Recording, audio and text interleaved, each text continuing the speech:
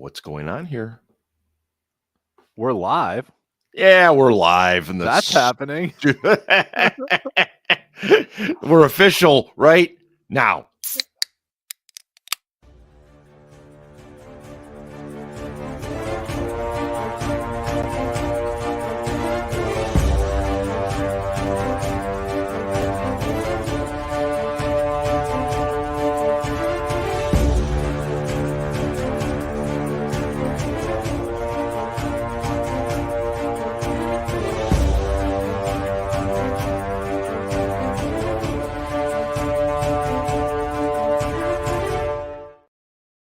Hey, everybody. Welcome back to the SCB Steelers podcast presented by Deck Roofing Incorporated of South Florida. And very, very proud to be part of the Variety Sports Network. They are growing by leaps and bounds and doing a fantastic job. There is Brandon, the guy that runs the whole show there. And, of course, we are coming to you live from the Bradshaw Bourbon Studio. Bottoms up, everybody. Cheers. Go Steelers. Cheers, salute, all those things. Hey, big congratulations going out to Cam Hayward. He wins the Walter Payton Man of the Year award tonight during the NFL honors. Congratulations to him. So it's it's not like official. Well, but it's been leaked. So yeah, it's been leaked. Right. So now you know, but should we mention the other news that's been leaked then? No, that actually was announced. Has it been? Okay. Yes. TJ Watt. A guy who's not paying attention. Here's a guy who was watching Family Guy while he was getting ready. I hate award show. I can't stand them. In any case, TJ Watt finishes second in the Defensive Player of the Year award to Myles Garrett of the Cleveland Brown Stains. But what are you going to do? Yeah, right, Ian. We're cold open, right? Yeah, we did a cold open tonight. I'll probably edit that out. No, leave it. Yeah. All right. I'll leave it. No business like show business, baby. You got that right, my man. Did you? It's the off season. It's definitely the off season. Holy shit. Welcome in to everybody that's in the live chat. Claude and Melvin and Burner. For starters, I don't know who else is in there. Aaron's in there. Bill's. Hey, Bill. Hello. How's Kentucky doing, man? And Aaron's apparently not watching wrestling tonight, so good to see everybody here tonight. And there's Johnny. Oh boy, can't wait. Fuck you, Johnny. There we go. We're not even 3 minutes Johnny. in. We got our first. Yeah. Well, I can see the fans are extremely excited about Myles Garrett winning the Defensive Player of the Year award. Piece of fucking shit, scumbag fuck. Wow. I said it. You know what? We're off to a roaring start. Scarps, I want to throw it to you. Okay. Because I know you'll feed into Aaron a little bit here, who of course is watching at home. Is it possible TJ Watt, as a result of this, is about ready to turn heel? Oh man. I would give anything to give TJ Watt. Myles didn't deserve shit, Big Ben's Burner. You're full of crap. A live mic right now, so TJ Watt could be like, cut my music and then just like unleash. And I do want to be, and I said this to the group before we went live. TJ Watt's a great football player. Myles Garrett is a great football player. I said Max Crosby I thought deserved it over Myles, but Max Crosby incidentally got 0 votes. Whoa, or Deron Bland or whatever. But I look at it. I look at it this way: is that if TJ Watt, if these voters voted TJ Watt Defensive Player of the Year, we would all be so excited right now. For sure. But when you look around the league, and not only around the league voting wise, but in other sports voting wise, it's just it's not a very straightforward process, right? There's too many opinions, there's too many grievances. There's too many. You taking your shirt off still, Dad? What's going on? No. Ian's commenting on the quarter zip. It's actually a full zip. Oh, that's worse. Quarter zips are so much better. Well, no, I have a lot of quarter I thought you were about zip, to full unzip, whatever. but that's okay. But that comes on overtime in a few weeks, buddy. But like this whole thing is like, like when you look at Major League Baseball Hall of Fame voting or any type of Hall of Fame voting or award voting, and you're just like, how the hell did that guy not do this or do that? And it's just like, it's just what it is. People have different opinions. I don't know if TJ Watt was docked because he literally is just one of the best defensive players every year. Like if TJ Watt retired tomorrow, he'd be in the Hall of Fame. Like there's no doubt about that. Like the guy is a freak. But at the end of the day, like Myles Garrett is too. And I'm trying not to be a homer here because I do think TJ deserved the award. But like I've said this to you guys, and I've said this publicly. Like I really don't care about individual. Like Cam Hayward winning multiple man of the year is totally different because it's for off work. But all this on the field bullshit, individual accolades, I do not care about. Like I don't care. And like I guarantee you, if you said, TJ, would you rather have 3 Defensive Player of the Year awards or 1 Super Bowl? He would say, I want 1 Super Bowl. And I hope that we would all say the same thing. Mm-hmm. Sure. It's true. Yeah. However, TJ's never won a playoff game. And I know that is not an individual stat unless it comes to QB record when you're Kenny Pickett. Oh, I haven't been on the show. I missed last week. I haven't drank in a while. This is going to be a good night. Anyway, I'm just saying. But like, anyway, TJ absolutely deserved it, but I'm not going to say Myles Garrett didn't deserve it because he's a really good football player too. He disappeared the last 7 weeks of the season. He had 1 sack in 7 games. The guy is not as good. I'm sorry. He's not. This was the result of a campaign by the Browns and the NFL to rehabilitate his image, period, the end, because he accused another guy of using a racial slur so he could assault him on the field in front of everyone, in front of God and all creation. And they want to hype up his image again because he's the Browns' best player. The guy's a fucking scumbag. I'm just going to say it right there. Didn't deserve it. This is bullshit. I'm pissed. I'll stop now. Who was the guy he accused it of? Who's the guy he accused? Your favorite player. Okay, but we all don't. Oh, Steelers Nation out there, don't act like we all didn't turn on Mason, even though Myles Garrett smacked him in the head with his own helmet. Don't you know what I mean? Like, so it's kind of like we're literally bitching about Myles Garrett, but yeah, we shit on Mason. Anyway, yeah, I think some people did. I never. One thing got to do with the other. Even if Mason was a shitty player, he was a Steeler who got assaulted on the field by a guy who faced little to no repercussions. We're going to suspend you for 6 games. You're on a shitty team anyway. It's not really going to do anything to their season. Tonight is not about logic, Ben. I'm just going to be honest with you. All right. I know. I didn't come into the show with much of that. I'll shut up now. Throw this to Ian because he's got a tough act to follow right now. He'll be logical. But I'm guessing Ian's going to spit some facts right now. Yeah, sure. This is a tough act to follow. You're right. I mean, Ben and Scarps are so fired up, and I'm just kind of like, yeah, you and I are just saying this. Okay. I don't care. I'm not going to be charitable to that guy. Fuck him. Well, and here's the thing, and we've talked about this a lot with the PFF jokes and things like that. This is a victory for process over results. TJ was better in every statistical category than Myles Garrett.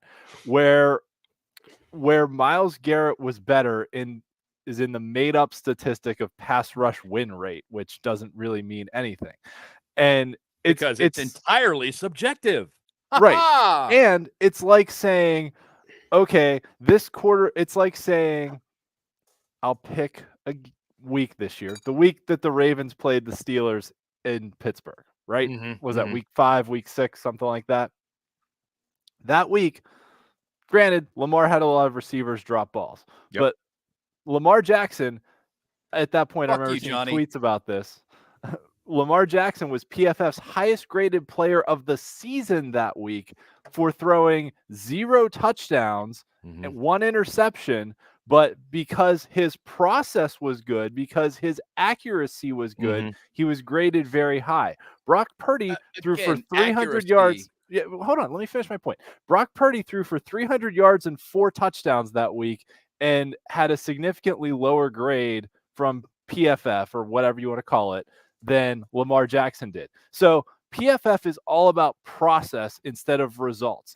Their contention is subjectivity. Yes, subjectivity. Yes. Finish my point. It's like talking to my children. Except get to it. Okay, but what I'm saying is Garrett winning is like saying, "Oh, the quarterback was more accurate but didn't throw as many touchdowns. TJ had more sacks. TJ had better stats." It's like saying, so this is a victory for process over results. Yeah. This is saying, Agreed. Oh, the process matters more than the results do. If you win a lot of pass rushes but don't actually finish plays, then I guess that's somehow better than actually finishing plays and forcing fumbles and getting interceptions and scoring touchdowns and getting the quarterback on the ground. So it's stupid, but this is what it is, right? Right. It's like the year. This is maybe a bad analogy. The year that I forget who the pitcher was. I think it was the pitcher from the Mariners. Won the Cy Young Award. Is it Felix Hernandez? Yeah, with like a 15-14 record. Yeah, probably, 15-14 record, but he had a really good like WAR and like the wins above replacement, and everyone hailed that as some big victory for statistics which granted in the American League pitchers don't bat, so they don't have any impact on how many runs their team scores. But it was still like that guy won the Cy Young and so yeah, that's basically what this is. This is the equivalent of when Felix Hernandez won the Cy Young. Is it fair to say that if PFF and all of the analytics driven shit doesn't exist right now, does TJ Watt win this? Oh hell yeah. Yeah. Absolutely. And that's not to take away from the point that this was absolutely a year-long campaign on Miles, like to promote Myles Garrett. It was all over the place on Twitter. And if I have a few more drinks, I may go into my PFF rabbit hole and say that I think PFF gives favorable grades to teams and agents and players that maybe pay for their services. But we won't go there right now. Okay. Sharps. I want to. So Ian, so you're not wrong about Felix Hernandez, but I want to say this, and I know we're getting into different sports. He was 13-12, but like I said earlier, win-loss is a team stat. All right. Yeah. Oh yeah. He led the league in ERA 2.27. He had the most games started. He had the most innings pitched, and he faced the most batters while allowing the fewest hits per 9 innings. So, like, if we want to talk stats, and listen, I'm a geek, I'm a nerd, I can defend Felix Hernandez in that situation. I agree with that. I cannot defend Myles Garrett in this situation. I agree with that. That's a good point. No, Ian, I love you. I'm playing devil's advocate here, but like at least Felix had some data to back it up. Like it wasn't some imaginary statistic. Like at least we know what ERA is. The thing that chaps my hide about pass rush win rate, which is a total bullshit again, made up fucking stat, is if you get chipped by a tight end who chips you into the tackle and then goes down the field, and then you get around the tackle and now you got to get around a running back, you don't get credited with a double team or a triple team, even though you had to pass 3 guys to get to the quarterback from a wide 9. So you travel further to get to the quarterback. You beat 3 guys on the way there, and they don't give you any credit for that. You didn't get a double team. Granted, this is going back a lot of years, but splitting a double team for me when I was playing was easier because they were right there against me, and I could feel their bodies. Yep. I knew where they were. I didn't have to get around another guy and not know where the next guy was. I don't understand why the fuck they don't give him any credit for that. And more to the point, I don't give a shit about their processes anymore because they are flawed. As Ian pointed out earlier, it's constant. Analytics should predict outcomes. And when analytics consistently do not predict outcomes correctly, they should go back and examine where their models are flawed. And these models are flawed. And, I've heard the same thing with Ian that Ian's alluded to about pay for play potentially with PFF and blah, blah, blah. It's becoming big business now. Well, look who owns it. I mean, it's Chris Collinsworth. Tell me that's not a conflict of interest right there. Collinsworth isn't a bad guy. I'm not saying he's a bad guy. What I'm saying is he works for NBC, who broadcasts NFL games, who specifically use PFF numbers. Right. So every single time they show the starting lineups, they've got a PFF rating on this guy. It's just initially the PFF thing. He gave that up to them for free, right? That's how he got he got it hyped. He gave them the data for nothing. They promoted it. That's how his site got hyped up in the first fucking place. Right. And then they started generating grades, which is total horseshit. Scarps. Well, go ahead, Ryan. No, Ian, go ahead. You're good. Okay, I was just gonna say, remember, this may be going back in like Twitter internet history, but remember when PFF was trying to legitimize themselves and they were like, well, there's NFL teams that use our ratings for whatever analysis they're doing. And that's when you start to raise your eyebrow and you're like, if NFL teams are paying them to do this, if that contention is true, then are they going to favorably grade the players for those teams that are paying them for their service over players from teams that aren't paying for their service? The volume of information available to PFF team services and PFF premium that the public buys are two different things. Okay. What the pro teams buy is a great deal more volume. And it's about predictable outcomes and what teams do in certain situations and what players do in certain situations. And it's things along those lines that they pay for. They do not pay for the grades, nor do they use the grades. If any of you think that any team in the NFL values PFF grades over their own coaches plus minus system, when those coaches actually know what the players' assignments were, you're a fucking idiot. Hey. And I've said this over and over and over and over again. PFF doesn't know player assignments. How the fuck can they grade anyone? Exactly. That's been our stance since day one. How are you grading somebody when you don't know exactly what they're doing? That's like me walking into a trigonometry class and grading the assignment. I wouldn't have the first fucking clue. Don't know much about geography. Exactly. Belushi 0.0. Don't know much. Absolutely. Look, I don't want to stay on this thing the whole time. It just gets me frustrated and everything else. Scarps, I agree with you 100%. I think TJ Watt would trade in any awards he's ever gotten as an individual. Scarps is right about that. Playoff wins.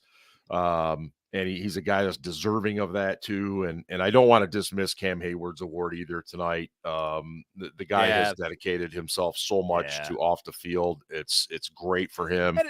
Great for his family. That dude is everything you want in a Steelers player. Yeah. He's an outstanding player. He's an outstanding human being. He does a lot of work. He gives back to the community. That's what you want. Yeah. So, I agree. And you know what? What's that? And this might cause some controversy because I don't know what's going to happen with Cam. I'm being real right now. Like, I don't know what's going to happen with Cam, what its contract situation. We don't. But I'm going to tell you this right now. If the Steelers just say, "Hey, man, we can't pay you what you want," and he gets cut and he chases a ring, good for him because he's deserved it. And I don't want to hear any Yinzers out there talking shit about Cam Hayward, who is the epitome of a Steeler on and off the field. Yeah, I would not have one shred of anger towards him at all. I don't have. It's not going to happen, and that's fine. I'm just saying that, like, if it doesn't work out, I don't want to hear no bad comments. I see something along the lines of a 2-year extension with two voidable years, $15 million signing bonus, $1 million base salary, pushing 10 years down the road. And he'll have a $10 million cap hit next year. And he probably won't be the team. My guess is he'll retire. And Big Ben's burner brings up a good point, letting older players stick around. He's not wrong. Big Ben's burner. You know, I got a lot of love for Big Ben's burner. Okay. He's not wrong. No. I think I would say this, though, Big Ben's burner, is that as much as I love Kevin Colbert, he's not there anymore. So is this sort of a different? Well, so that's the thing. Kevin isn't there, but Art is. Tomlin's there. Tomlin's there, and Omar are there. They all have a relationship with Cam. So, yeah. And I've said this on the show. I remember asking Dan Rooney about regrets one time, and he said that Franco going to Seattle was his biggest regret. Second was Rod Woodson leaving. Yeah. But I look at this as, Cam probably is going to stick around. And can he stay healthy? Can he perform? I don't know. But I think that's the risk you take when you want to keep a guy that has a legacy here and you want to keep him here. Yeah. I mean, ideally, what do you want to do with Cam next year, since we're talking about this? No, I think you're right. I think you put him on a pitch count. Well, yeah, and yeah, I think that's the other thing too. Is you gotta. I mean, given his injury history, you've gotta limit his snaps.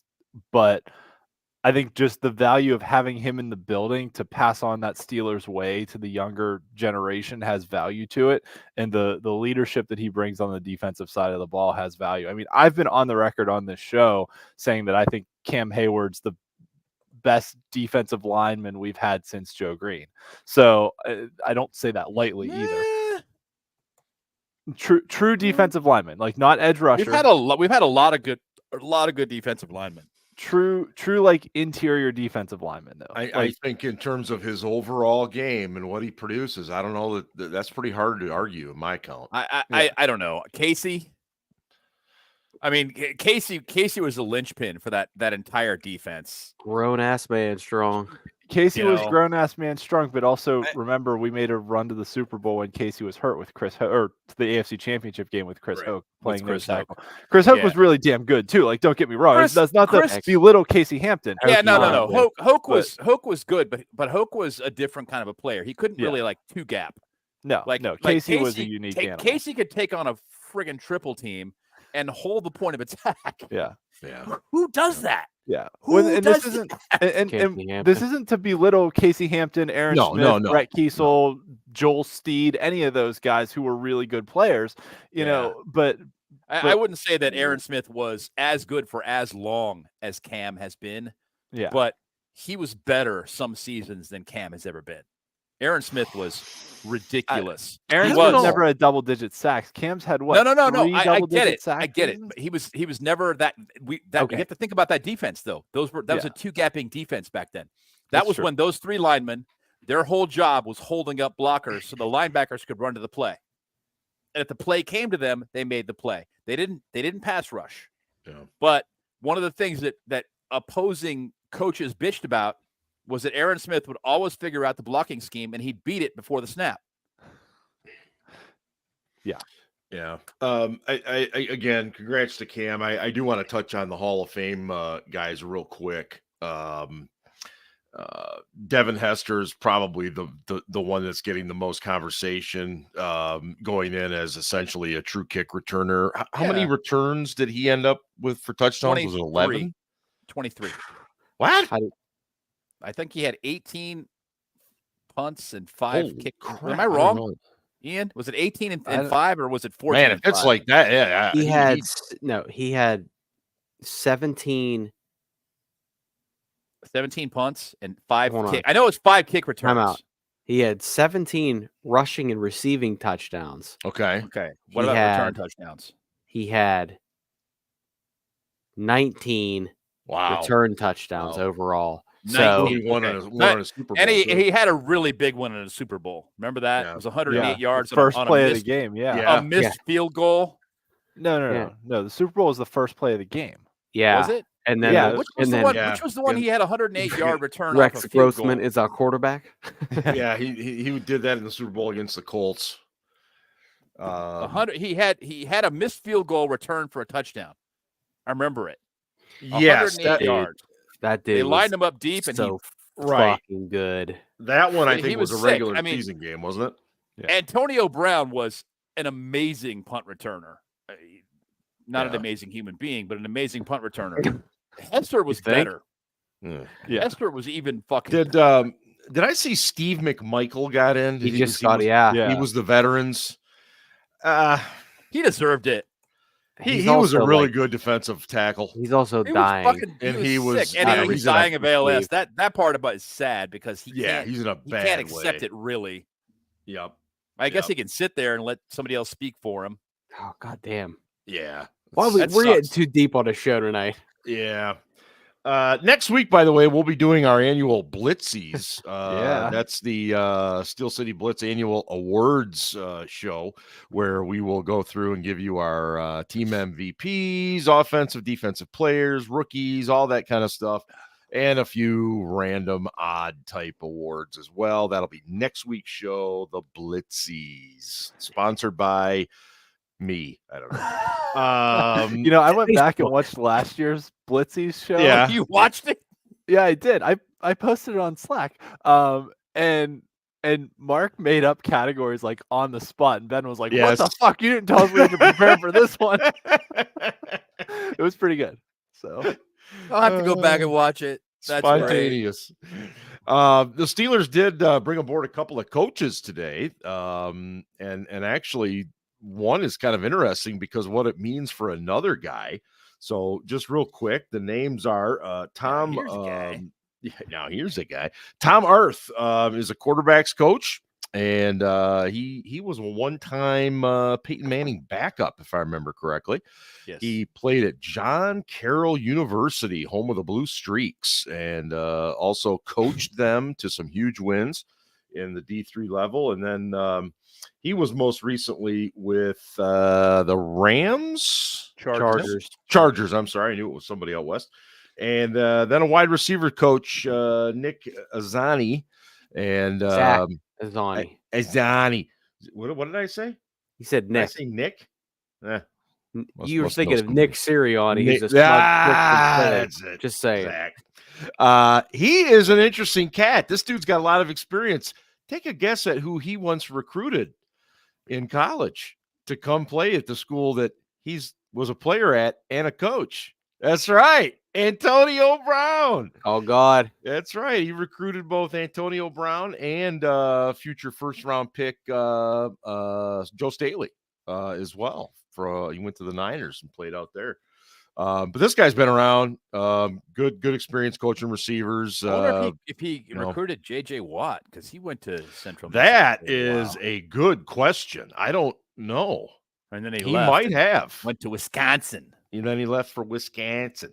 But the big question here he was the assistant head coach and receivers coach at Central Michigan. So maybe he did recruit J.J. Watt. Probably had something to do with it. Yeah. Interesting. With Coach Art coming in, what does that mean for Mike Sullivan? He's interviewed the new John Mitchell. Yeah, I think that's exactly where Sully is headed. The assistant head coach, if you will, and just all around good guy on the coaching staff. Senior defensive insurance I'll go last guy. I haven't drank in a while and I gotta pee. Oh, well, okay. You go. Senior offensive coach who gets you insurance. Yeah. Isn't that right, Scarps? Isn't that what they do? Don't put me on the spot as I have to take a pee. I already told everybody I got to pee. So sure. Welcome in, Charlie Y. Did that turd from Cleveland win DPOI? Yes. I hate to break it to you, Charlie, but yes, Charlie, he did. we were a little fired up at the beginning of the show. Yeah. Go back and listen to the beginning, buddy. I apologize for my antics. Actually, I don't really apologize. No, I wouldn't apologize. I don't really mean it. I was gonna try to apologize, but unfortunately, what'll happen is Johnny will out me because he knows I'm lying. So yeah. What's the topic? On the Mike Sullivan thing? Mike Sullivan. Yeah, go ahead, Ian. Yeah, so I think we've talked about them hiring a senior offensive assistant, and our ideas were, I think, all of us that it would be someone who had more significant offensive coordinator experience, maybe even past head coaching experience, kind of like they did with Brian Flores on the defensive side of the ball. Maybe a guy like a Jim Caldwell or a Frank Reich, someone like that. It seems based on the tweets and reports out there, that Mike Sullivan is heading down the path towards that senior offensive assistant title, since they hired a designated quarterback coach now to kind of take his place. So, I mean, it keeps him in the building. Maybe it's not the worst thing. And the hard thing for us fans to analyze is with that dual offensive coordinator role last year of Mike Sullivan calling plays and Faulkner kind of being the OC during the week, like who did what as far as game planning and calling plays during the game and all that, because the offense at the end of the year when Mason came in was better than it was previously. It was the best offense we had all year. So, I think Sullivan and Faulkner deserve some credit for that. But the question of who did what is hard to say that we'll probably never know, and just the people in the building will know.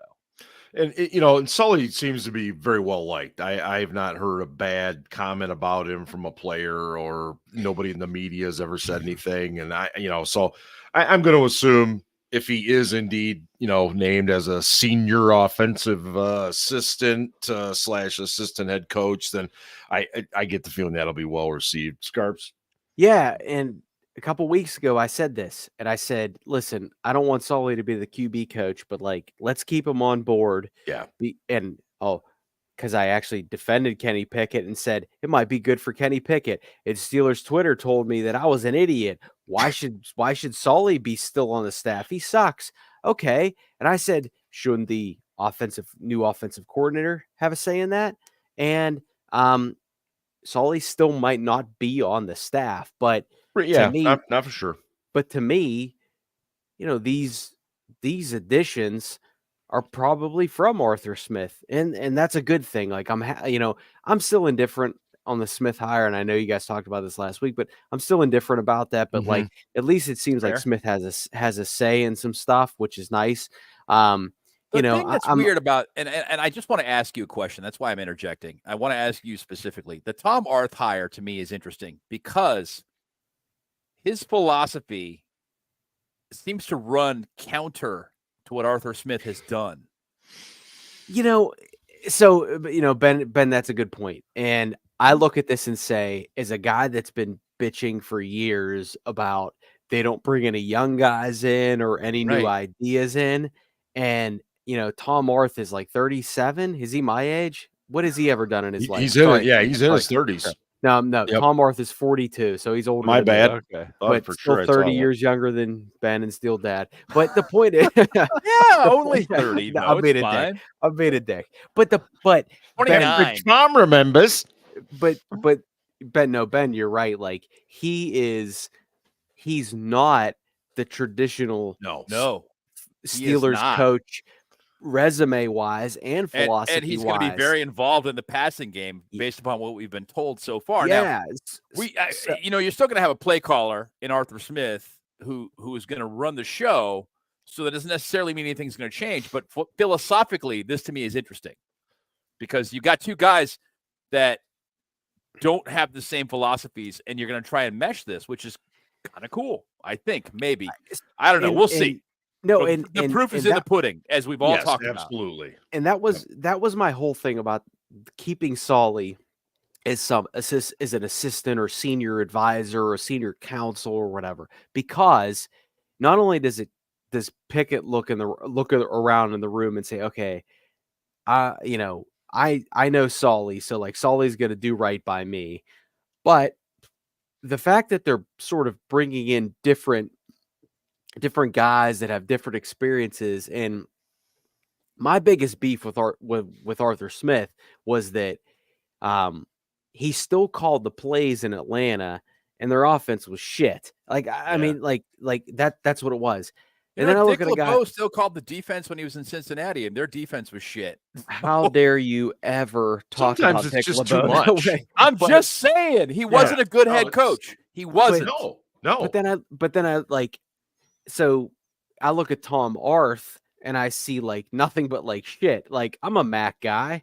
Like he coached Akron and they had like a couple wins in like 3 years of football. So like it's not like it's not like Tom Arth has been around success lately. He also coaches the Chargers, and they're underachievers. So it's like, right? Yeah, they were terrible. I don't. Again, I'm indifferent about the Smith hire because I think it's a convenient hire. But I look at these Arth, I look at the Arth and Aziani hires, and I say, okay, not typical Steelers hires, at least in my opinion. And I say, okay, maybe they are changing their ways. But at the end of the day, and this is what I was at the end of the day, our quarterback sucks. Like, our quarterback room sucks right now. Our quarterback room is not good. And our quarterback room right now is Mitch Trubisky and Kenny Pickett. And Kenny. And Mason is not there right now. Mason's a fucking free agent. Sorry, still dead. I'm just gonna make one comment and I'll throw it to Ian. I totally agree. Arthur Smith's still your play caller, but here's the thing I like about these hires: the fact that when they sit in those meeting rooms during the week while they're working on a game plan, and now you've got fresh ideas. If even one of those fresh ideas creates a new pass concept, creates something in play action, creates something that leads to big plays or something, then I'm all for it. I'm all for it. And again, like you said, Smith is going to be the guy that ends up calling the plays, and he's going to do what he's going to do. But man, is it nice to be able to get a few new thoughts in the building, ideas. For sure. Yeah.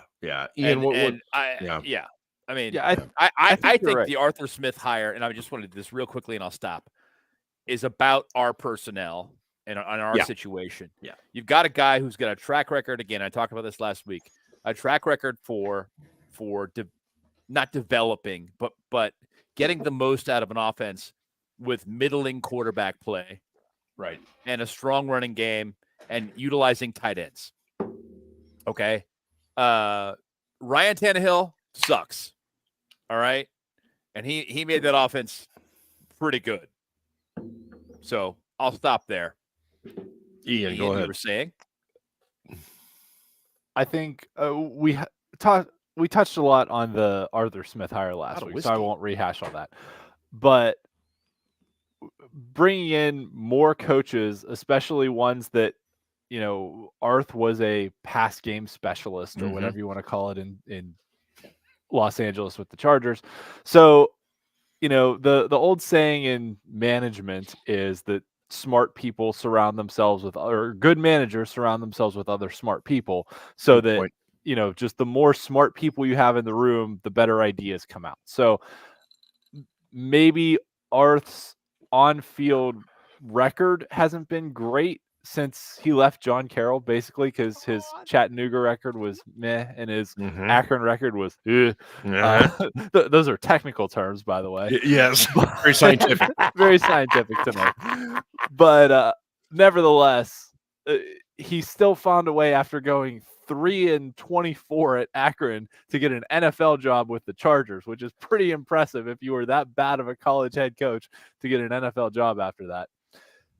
Nevertheless, conceptually, the guy must interview really well, right? He's got something going for him. So right. I think, but as we've said, we brought in a young guy who's got some, look at what the Chargers did in the passing game. Yeah, Justin Herbert wasn't really the problem there, no, was Justin he? Herbert was not at all the problem. No, I don't think so. Their defense sucks donkey balls. Right. Their defense sucks. Their best players are always injured for some reason that I don't understand. It is bizarre. And on top their of that, head coach was a dumb fuck. And next year, 80% of their cap is tied up in 4 players. Is one of them Keenan Allen, who's like 1 million years old? Well, I don't remember who the players are, to be perfectly honest with you. Keenan Allen feels like he should have been in the Hall of Fame like 3 years ago. Bosa and Herbert, and it might be Keenan Allen and somebody else. I don't remember. Well, anyway, it's probably the safety. I was Darwin like James. 4. I said Darwin players, James, who discovered 4 guys. 80% of your cap, 4 guys. Are you shitting me? Nice survival job, of the fittest on defense. For the record, I tried to post on YouTube, Ben, you ignorant slut, which is a famous joke. And it wouldn't let me, so I had to It's a Saturday Night Live line, isn't it? Yeah. That was pretty Dan funny. Aykroyd said it about Gilda Radner. And yet YouTube tries to silence me. You can't put slut up there on fucking YouTube. No, I got it. I can say fuck here 47 times over the course of a podcast and nobody cares. See, I just tried to type it in on my thing and it wouldn't let me. I have typed "fuck you, Johnny" in there once. You have type it. Yeah. Then other times I've tried to type it and it wouldn't let me. So whatever. Hey, you know what, Johnny? Fuck you. I just want to put that out there one more time, just so we're clear. I'll see you Sunday, must buddy. Feel really good about himself. Johnny all right, I want to dive into the quarterback issue, and I want to talk about Justin Fields. I want to talk about Justin Fields. Okay, and maybe to a little bit lesser point. Let's talk about his two turnovers per game. Look, and that has to be discussed. And there's so many people out there that, again, I think they play Madden and they trade a 7th rounder and a bag of Doritos for Justin Fields on Madden, and they think that's the real world, and it's not. And you've got to consider the situation that you would be dealing with, because you would have a guy, and I think, Ben, you may have said this last week, you would have to make a decision about a 5th year without any sort of audition. And you're exactly right. You look at his numbers, 40 career games, his contract 38 really, fumbles, 30 really interceptions. His contract really complicates things. Right. So I just don't see this happening. That doesn't mean I don't like him as an athlete. Doesn't mean you can't make something out of him. Art's not going to do it. No, absolutely not. And I think Steelers fans need to just grasp it and understand Art Rooney 2 is not going to do it. Can we talk about the people that think that trading pick number 20 for Justin Fields is a good idea? Well, it's ridiculous. We don't always agree on everything, but like right now I'm laughing because it's like we all agree. We're in total agreement on this. I know. I mean, it's like it's the dumbest fucking idea I've ever heard in my life. Some asshole who I would tire you out so fast you wouldn't know what to do. Was that what he said in that tweet? I can't remember. Who the fuck knows? Some 5'7" shirtless shithead who's God Almighty. Here I am, homie. I would wear you out so fast you wouldn't know what to do. I'd be like, oh yeah, I'll get you a stool so you can swing and hit my head. But listen, point being, he thinks that 20 for Justin Fields would be a steal. And it's not. Now, don't get me wrong. If the Bears were like, we'll take a 4th, fuck yeah, I'd do it. Hell yeah. Right. Hell yeah. Right. And a 3rd, I might consider, because the Steelers are picking late in the 3rd round. And I think we have a compensatory 3rd this year, but I haven't looked yet. Yeah, we have back-to-back picks. We go like... No, actually, we have 2 4s. So I'd trade away one of the 4s for him and try to develop him and see if you can make him smarter and not turn the fucking ball over twice a game. Yeah, this dude that right there. He has 68 turnovers in 40 games. Yeah, there's no way. 40 games. Mike Tomlin would age before our eyes. Yeah, Burner, that's correct. It's 119 and 120. I just couldn't. I would lose my shit. Yeah, so, you look at that, and plus, what happens if you do trade for him and he doesn't improve, and now you got Kenny Pickett sitting there, and you know what you got in Kenny Pickett, you've wasted major draft collateral. Basically, what it is if they trade for Fields and he bombs, they've wasted an extra year. Yeah, quit pushing it back, right? Or he has an amazing season, and you don't have enough money to fucking sign him.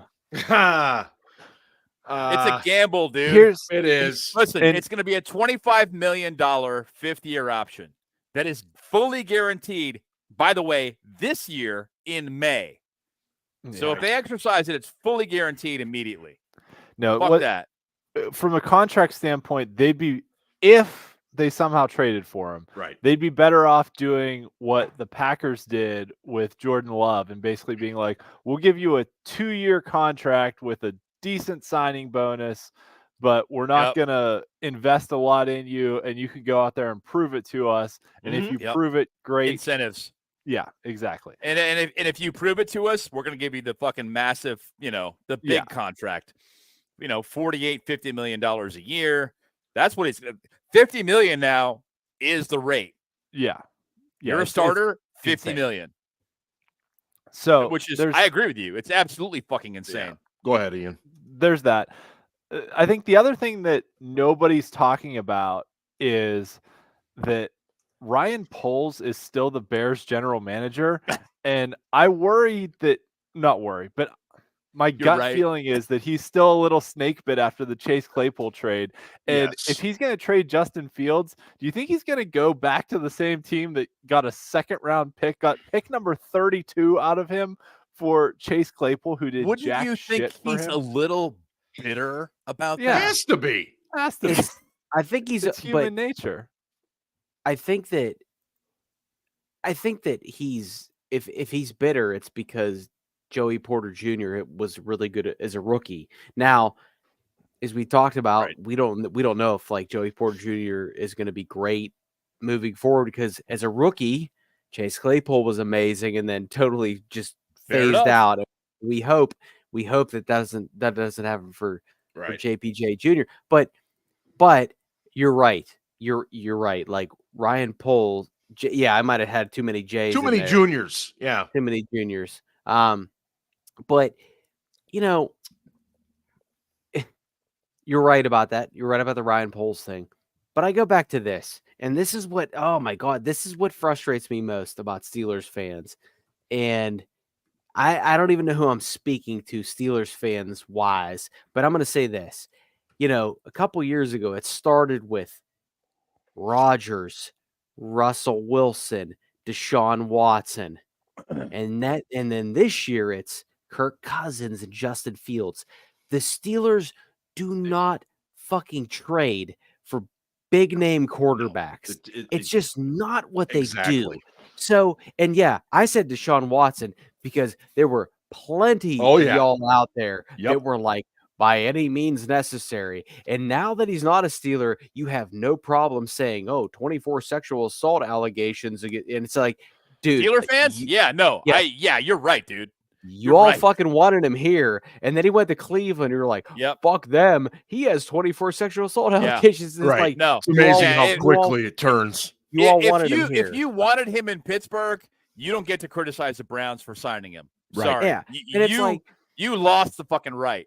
And it's like okay, and neither here nor there, but it is here nor there, because this is a continued request by Steelers Nation that we need to trade for this quarterback, and it's just not fucking what the Steelers did. I understand the Steelers traded for Minka Fitzpatrick in 2019. Which was unheard of, like tremendously rare. You know how many times I fucking went through accounts and was like, "Is this a real thing? Like, or am I getting duped right now? Like, is this like Adam Schefter 6969? Like, do I need to vet this account before I get excited about it?" But like, this is not what the Steelers do. But I will say this: if the Steelers did trade for Justin Fields, and he has 38 turnovers in however many games. 68. How many? 68 in 40 games. He has 68 turnovers in 40 games. Yes, he is still 68 times better than Kenny Pickett. I don't know. Okay, he has a better arm. He's more athletic. He makes and worse he decisions. runs, and he actually uses his legs. He makes you can't deny that. Decisions. He makes worse decisions. We talked about hard to make worse decisions when you don't even fucking try to make bad decisions. When you don't take any chances at all. Yeah, you get Kenny Pickett, who throws for very few touchdowns and very few picks. Yeah, we talked about this on Slack this week too. But I agree with you. I think Fields is a better athlete and has a better arm, but Pickett, I think, is better at processing and decision making than Fields. Is he? Oh, Ian, I don't think he love is. you. I'm so hurt right now. I don't think that Kenny is better at processing. I think that Kenny is lagging in processing. You know who's better at processing than Justin Fields? Mason Rudolph. Mason fucking Rudolph. Yes. Well, no, Fields is terrible at processing. Fields Yes. misses wide open guys right in Yes. front of him. Like, Yes. so me saying that Kenny Pickett is better than Fields at processing is not saying So Kenny you're saying Pickett the is bar good. is Let's really remember where the low. bar is. Yes. The Yeah, bar is super low, man. Yeah. Shut the fuck up. Yes. Okay, you're right. Sorry. Yes. I can see the point. You're right. Yes. Yeah. The- It's like saying that a White Claw over ice has more Especially alcohol mango. than a Zima. Yeah. Let's Yeah. be nice Mark about the Mark mangoes. loves the Those are fight mangoes, words. the mango White Claws. So does Johnny, I incidentally. gotta try the Iron City. My buddy Johnny no, loves the, the mango fucking White Claws and the Topo Chico mango. Yingling. That's seltzer it. Yingling made a mango. I haven't tried that thingies. one yet. Oh. Yeah. Of course, I I saw love something my the other IC day that mangoes. said that I saw something the other day that said Bud Light Seltzer sounds like the third option that Satan offers you as far as like you're picking rooms when you go to hell. He's like, pick a room, and the third one's Bud Light Seltzer, and you're like, okay, line of the And night. Johnny- there you go. Johnny drinks that shit. Johnny drinks those fucking things, Fields and Kenny are in Windows 95, and he at wonders processing. why I tell him to fuck off on every show. Look, I'm just going to mention Kirk Cousins real quick. Coming off an Achilles, he's 36, somewhere in there. He's fucking old and coming off a major He's injury. going to want a lot of money. It's not happening. Just He's going to want a Cousins- lot of money. And he's going to want it to be fully guaranteed. yes, And Fair fuck you. it's not happening. Listen, we all know. Can we all just like be straight about this? We all know we're going to the next year Yes, with Kenny Pickett. yes. Mitch is getting cut. He's gone. We all know this. He's making way too much money next year to be a third-team quarterback. They're not going to keep him. And hopefully they bring some guys in, or they bring in fucking Mason and at least a mid-round pick. It wouldn't shock me, given Arthur Smith's history, if they signed Ryan Tannehill. I mean, he's going to come pretty cheap, isn't he? It isn't just that. What they're going to want to do is they're going to want to use him to coach Kenny. Well, that's also true. And you know, Burner, it's funny. I was looking at Rattler today. He's going to fall into that range. I don't know that he's going to be our guy, but he's in that range. That maybe third, fourth, fifth round type guy. You know, I don't know. We'll talk about this more as the draft gets closer, nears, but for Spencer sure. Rattler worries me. Like, just his size, he's so small, and Yeah. like at Oklahoma, he was so bad, and he was not that great at South Carolina. Then he had that one amazing game against Tennessee where he just lit them the Lit it fuck up. up, and I was like, oh, I've never seen this before out of him. And then like he's really inconsistent, and he's really small. Yeah, he's just a slightly taller version of Kyler Murray a little bit. Yeah, is exactly. what No, it he's reminds not me a good of. athlete as much. No, I agree with you, Ian. He's not, but he just, in terms of being able to throw over the line, that's kind of what he reminds me of a little bit. I just want to throw, speaking of quarterbacks, is there any way possible if one of those top quarterbacks drops that the Steelers would take him? I mean, if one of them really does at 20, you're not gonna get the guy. You know, if you get The a situation, because the guy. Steelers have always been known that they'll take the best player possible. I'm gonna tell you this: if they took Kenny Pickett at 20 in 2022, and they take Bo Nix at 20 in 2024, I might just nix myself. I don't even know. Is that a verb? Listen, Is that a verb? Based upon what I've been told, Bo Nix was not very impressive in the Senior Bowl. None of the practices. QBs were. None of the QBs. Yeah, you're right, No. Ben. And Mike Tomlin was there for all of them. So I don't see that happening. Yeah, I don't either. I now if he's there, maybe third or fourth, I can maybe see it, but I don't. No, if he's there in the third round and they want to take a flyer on him, he's got a better arm than Kenny. Yeah, no, I like his moxie. I think he's matured a lot. I mean, the guy's played like more college games than anybody in history or something ridiculous. What is he like 25 or something now? Well, he's slightly younger than Kenny, probably. He's actually older than Kenny. But I just find it fascinating because we all know, and because we sat there when David DeCastro fell, and guys fall. Aaron Rodgers fell. When TJ Watt fell. TJ Watt fell. Yeah. So what? Was it 30th? 30. Yeah. 30. Yeah. Right and after Taco Charlton went to Dallas, and we were like, yes. Oh God. I remember that draft so well. I was like, oh fuck, Dallas is gonna fuck us. Dallas is gonna fuck us. They did fuck us. Yes.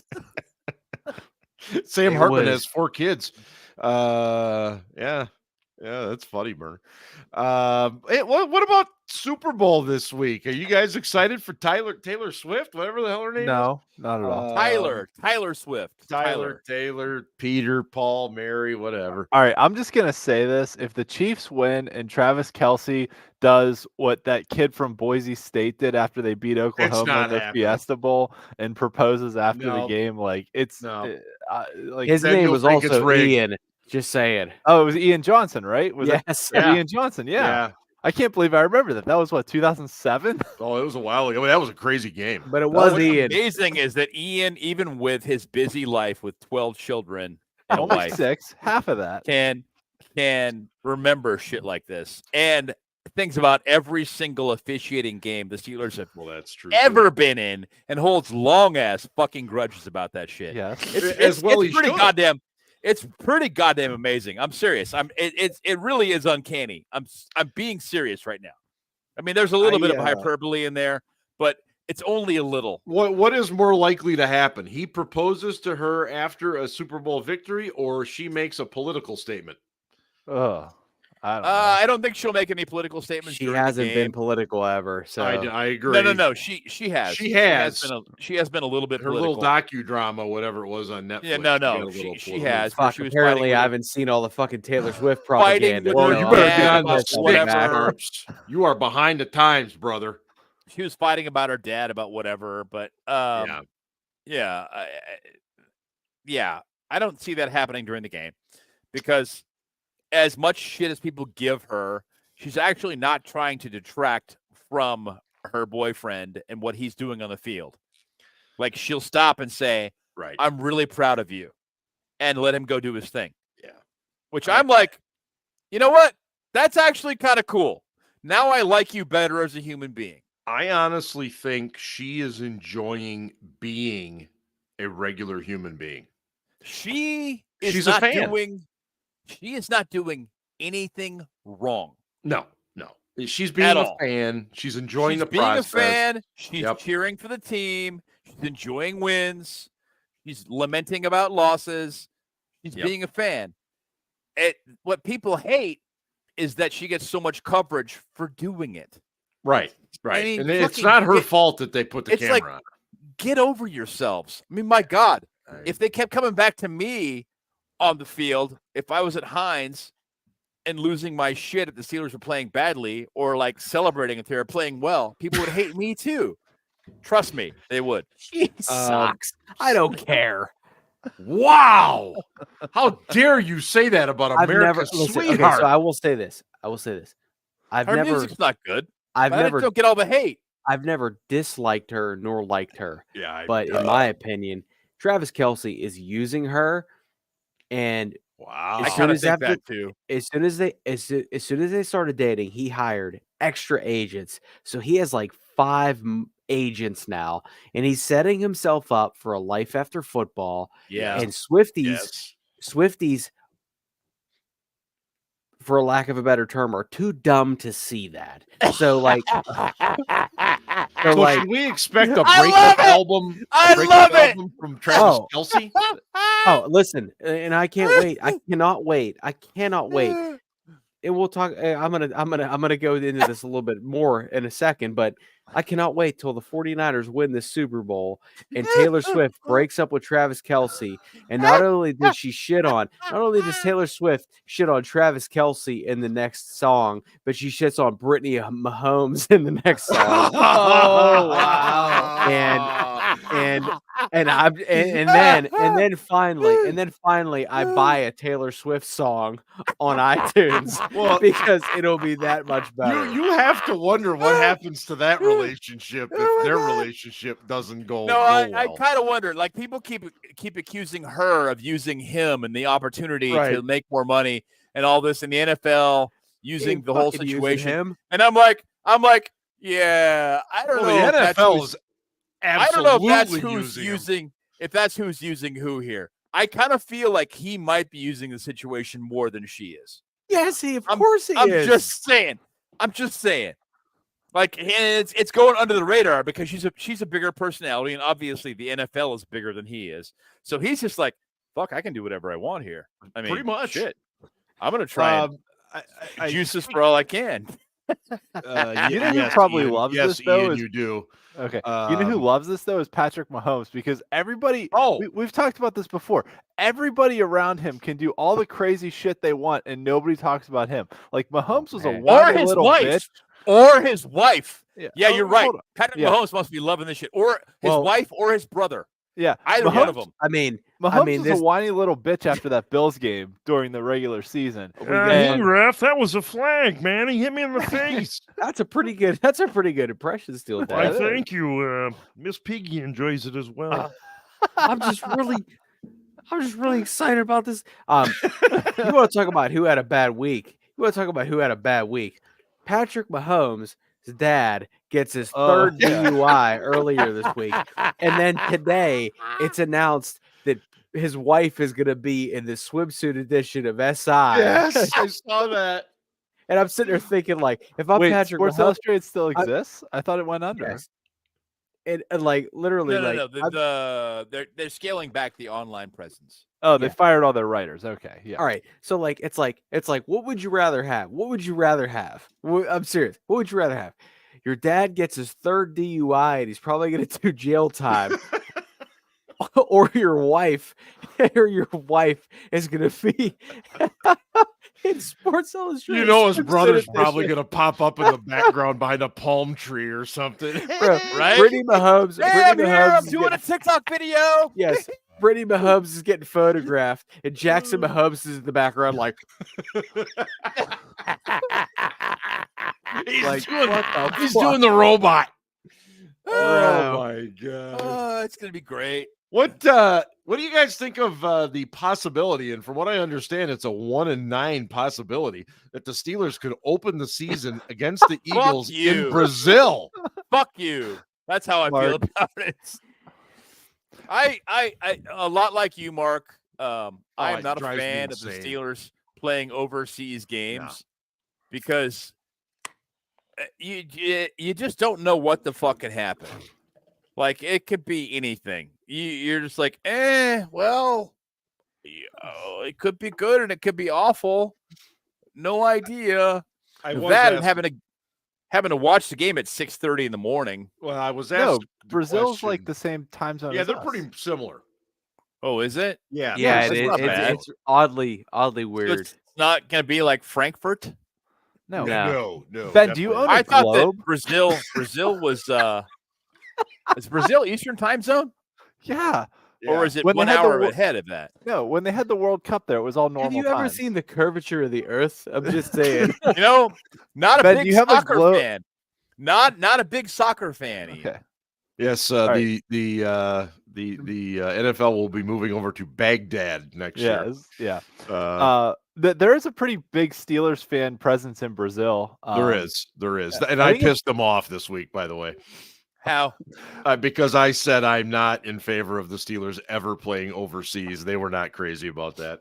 They'll get over it. They will. City? They How will. would you feel about that? Mexico City against the Cowboys would be amazing. I agree. Steelers Cowboys at Azteca would be incredible in the preseason. They need to time. They need to time it better. Yeah. I'd be okay. And the one thing that makes this a little bit acceptable is that it's week 1, right? I would if it's week 1, it's like, okay, shit happens either way. Week 1 anyway. It's week 1. We're still kind of getting into the season, kind of figuring shit out anyway. But it's not the end of the fucking world if you lose that game. So but you don't want to. So I asked this question, and I don't know the answer, but I asked this question because, like, what sort of attraction do the Philadelphia Eagles provide to Brazil? Like, I know Brazilian soccer leagues, Corinthians, and like I'm not River Plate. Yeah, I'm not a football scholar. Right. But like my point is, like, if you're going with the Eagles there, why is the Pennsylvania draw important to Brazil? They don't give a shit about that. Like, in my opinion, the Steelers are not going to play there because the Steelers are one of the most beloved franchises in the United States. Most popular, and in many places around the world. Yeah, they are a global entity too, but and in Mexico, Brazil, which I'm like, whatever. But in Mexico, so it could be potentially that the Steelers are really popular in Latin America as a whole. I don't know, but they are popular in Mexico. I can tell you that. Yes, they are very. This is not Latin America, Ben. I'm just saying. The Jaguars are more popular. They speak Portuguese, not Spanish. Yes, they don't even speak fucking Spanish. All right, just saying. Hold on. Let me look at the Jaguars, as Ian puts it when he's fucked up, are more popular in England than the Steelers are, which I'm fine with. Oh, yeah, absolutely. But the hard part about this right now is the Steelers are going to play a game in Ireland.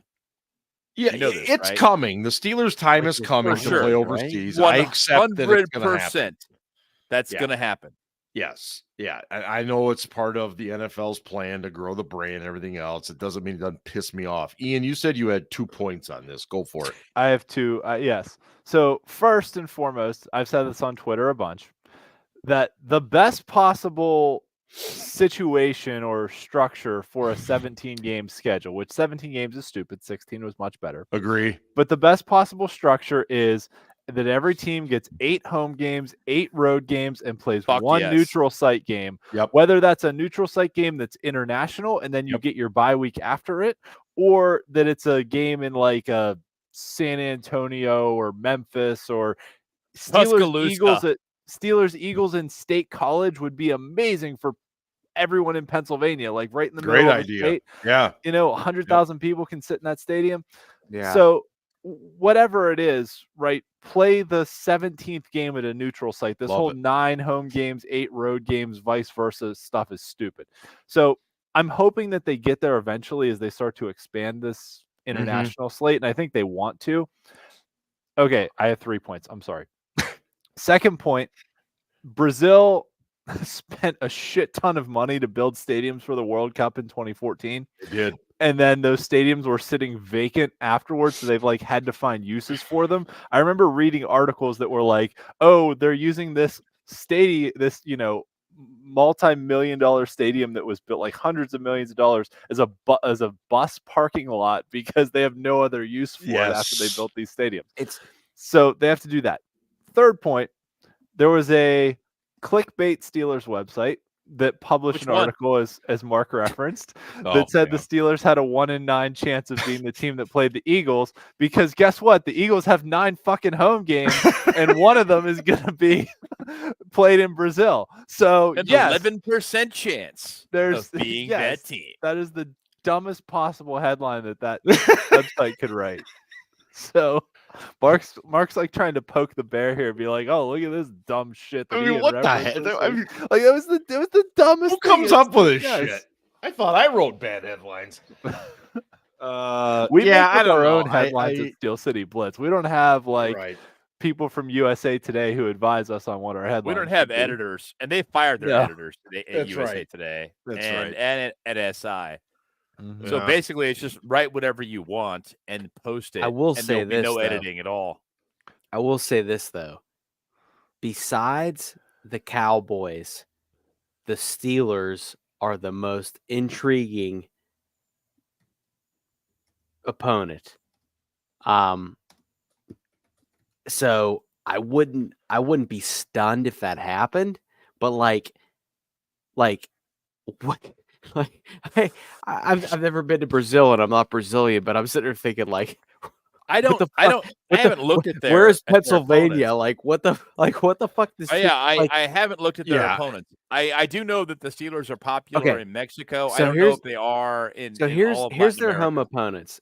Here's their home opponents: Cowboys, Giants, Commanders, Browns, Browns. Falcons, Panthers, Jaguars, Packers, Steelers. I mean, like, I think the Browns would be a fine opponent. Okay. Well, they've got the coach of the year and the defensive player of the year. I think for so- sure that would be a But, really like- good team. like- They should play like- them. how do you sell the Browns to Brazil? I don't care. Are you guys ready for this? I'm looking at this right now. The biggest fans in Brazil, okay? Biggest the fans. Patriots are overwhelmingly huge down there. Okay, cool. Followed Let's send them by down there. the Packers, the Redskins. I'm sorry, did I say Redskins? That's fine. You can say it. Commanders, Browns, Browns. and then Eagles, Packers, Cardinals. They're playing So- the Commanders and the Browns. There you this go. year. and Send one of Packers. them down there. and Packers. And the Packers. Send one of them there down you there. go. One of them. It and the Packers are right up there as far as one of the teams. I think it's going to be the Packers that go down there. I've also heard that. No, forget it. I'm not saying it. Oh, say? what'd you do? Nothing. That's Okay. What? All We're right. gonna Go we're ahead. gonna get to Casey eventually. All right. no, Well, go hey, ahead. let's What are you move gonna say? on. Let's do Super Bowl predictions. It's Super Bowl. All right. 58. Anybody want to go first? You already got a feeling? Got a vibe? I think Ian Oh. wants to go first. I nominate him. All right, fine. Fuck Let's you. get the long one Um, over with fast. Go ahead. Ben, Do it. Ben knows I'm the most verbose person on the show. The wordy. Yeah. My 6-year-old Oh, here we go. Malcolm really wants the 49ers to win. All year he's been asking what the 49ers did every Sunday and if we can watch the 49ers game and all that. So Malcolm has decided that he likes the 49ers for some reason. So the rest of our household has accommodated him and are rooting for the 49ers as well. I have no qualms with the 49ers winning and getting to 6 Super Bowls. People who are like, I don't want them to get to 6. I don't care anymore. This either. is stupid, right? The Patriots are already at 6 with us. The Cowboys and 49ers beat us to 5. Right. There's been more years when the team with the most Super Bowls has been tied than it's been any one individual team. So being like, oh, the Steelers have the most Super Bowls, like whatever. The Patriots are already tied with us. So I'm just kind of sick of the Chiefs winning all the time. So I'd rather see the 49ers win. That said, any team with Patrick Mahomes, you can't count them out.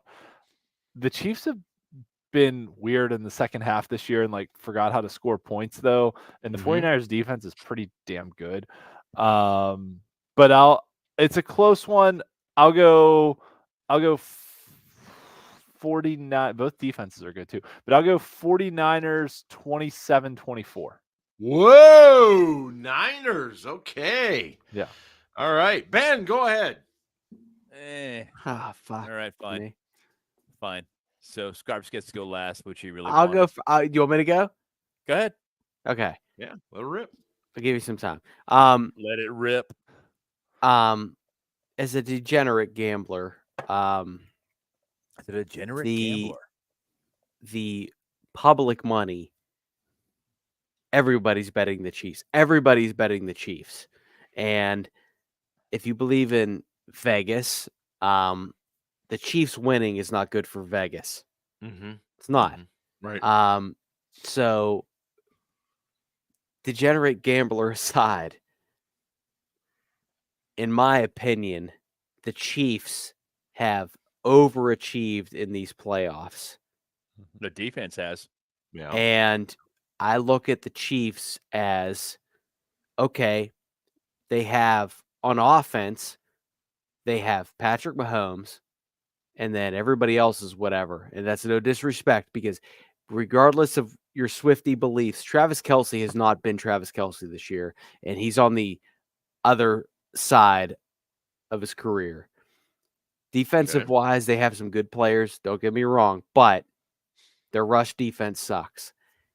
Kyle Shanahan, I hope he understands that he's been here before A couple times. and this is the best chance that he has of winning a Super Bowl. And maybe he'll have more, but right now, this is it. Yep. And Christian McCaffrey is going to be the Super Bowl MVP. He's going to have two touchdowns, over 100 yards rushing, and the San Francisco 49ers are going to win this game, and Brock Purdy is going to have some nice throws. The San Francisco 49ers are going to win this game 31-20. So Ian and I both have 51. Wow. So Ian and I both have 51. Okay. But I have the 49ers winning this game. And earlier we talked about it. Fred Warner and Dre Greenlaw are going to make Travis Kelce regret ever dating Taylor Swift. By the end, he's going to think he's dating Nicki Minaj. Probably not. Which would be much better than Taylor Swift. Yeah, yeah. Ben, what do you have for this? You know, a number 3 seed has I'm only sorry. won the Super Bowl once since 1992. Just throwing that out there. Okay. Going. Okay, that's That fine. was the Colts in 2006. 06, yeah. All right. What do you got, Ben? I think that the Chiefs have overachieved this year, especially defensively. Okay. I don't like their rush defense. I don't love their receivers. No. But they just keep fucking winning. They just know how to win. I don't get it. I don't understand it. But I hearken back to the Steelers, and I've watched them for decades, clearly. And sometimes you just look at a team and they're just like, you know what? Good teams just know how to win close games. They just find a way to fucking win. And the Chiefs have Patrick Mahomes. So I'm going with the Chiefs, clearly. I'm going to say they're going to win this game 29. I'm going to go with an odd number to 23. I think there's one guy that has done a miraculous job. Now, here's a guy, and I don't know how often he gets talked about, but he should be talked about more, and that is one Mr. Steve Spagnuolo. Oh, still dad. Yep. I'm telling you, did a great job, dude. This guy, I know the Chiefs have sucked against the run, and I think they're going to get gashed at times. But I keep coming back to the fact that Patrick Mahomes, he's got freaking Justin Watson running around in the secondary. Hey, I mean, Whippio kid from South Fayette. Yeah. You know, right. it's just, Good, I just can't, as much as I want the Chiefs to lose, I can't go there. Yeah. And I don't think they've allowed anybody over, 28 all season. I'm going to take the Chiefs to win a nail biter. I think you're going to see something in the neighborhood of 28-24 Chiefs. I hate it, but I'll go with it.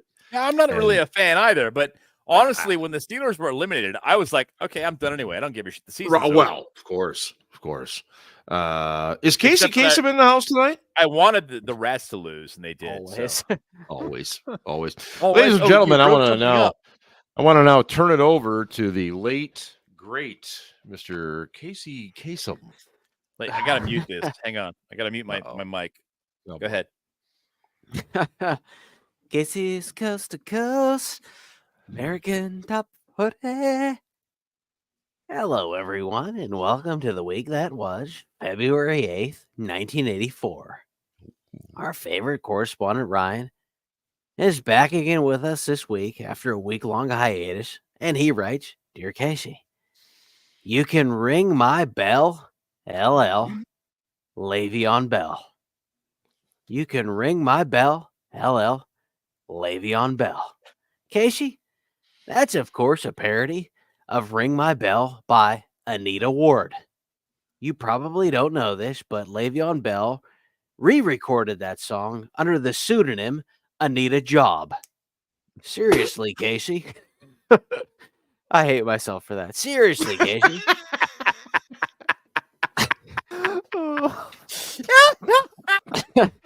Seriously, Casey. Le'Veon is thirstier than a picketologist waiting for Kenny to throw multiple touchdowns in back-to-back games.